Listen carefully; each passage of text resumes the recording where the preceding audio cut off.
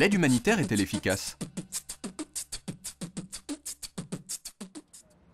Un lundi soir d'automne, à la sortie du travail, Louis remonte le boulevard pour rentrer chez lui. Mais il aperçoit soudain une jeune fille à gilet bleu qui se rapproche dangereusement. Il tente de l'éviter, mais c'est déjà trop tard. Monsieur, bonjour, un petit don pour les enfants morts? Le mouvement humanitaire international, dont cette jeune fille est une manifestation, a pris son essor à la fin des années 60, au Biafra, une enclave sécessionniste assiégée par l'armée du Nigeria.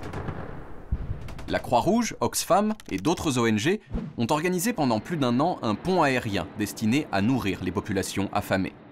Cette opération, dont l'efficacité a été largement critiquée, a tout de même permis au mouvement humanitaire d'asseoir une certaine légitimité. En 1968, il y avait 180 ONG accréditées auprès des Nations Unies. En 1992, on en comptait 724. Aujourd'hui, il y en a 3735. Mais il arrive quelquefois que l'aide humanitaire fasse plus de mal que de bien. Ainsi, au Soudan, à la fin des années 90, des ONG ont mis en place un programme de rachat d'esclaves. Le but était d'abolir l'esclavage au Soudan, mais l'opération aurait surtout incité les marchands d'esclaves à en kidnapper encore plus. De la même façon, dans les années 80 et 90, plusieurs chefs de guerre africains ont provoqué volontairement des famines destinées à attirer les ONG.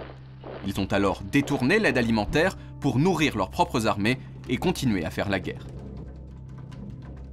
Plus généralement, il arrive que les organisations humanitaires se ruent en ordre dispersé vers les zones de catastrophe sans chercher à planifier leurs efforts. Ce manque de coordination se paye parfois assez cher. Par exemple, l'afflux inutile de riz en Indonésie à la suite du tsunami a beaucoup nui aux producteurs locaux, car les sinistrés préféraient évidemment le riz gratuit au riz qui coûte de l'argent. Résultat, une crise agricole en plus de la crise humanitaire. Reste que l'action humanitaire, si elle n'est pas toujours efficace, est souvent le seul recours des populations en détresse. C'est trop important ce que vous avez fait. Monsieur, bonjour, si je vous dis sida? Moi, je veux dire, si j'étais vous, je m'abonnerais, quoi. Après, c'est un choix personnel. Enfin bon, si vous avez envie, cliquez dans le cadre prévu à cet effet.